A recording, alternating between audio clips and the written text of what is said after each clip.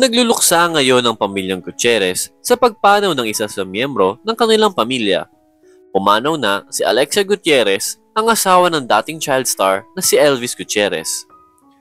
Ayon sa aktres na si Rufa Gutierrez, ang kapatid ni Elvis, na hindi na nakayanan ni Alexa ang kanyang sakit na leukemia.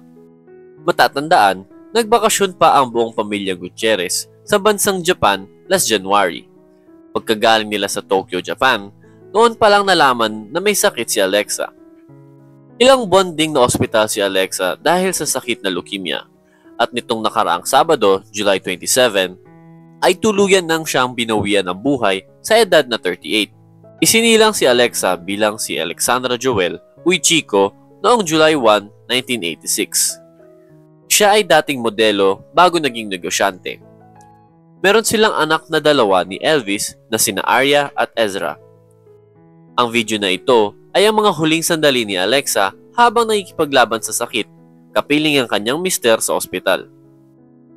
Sa social media account ng aktres na si Rufa Gutierrez, labis itong nalulungkot dahil sa pagkamatay ng hipag kung saan isang mabuting ina, kapatid at kaibigan ang paglalarawan ni Rufa kay Alexa.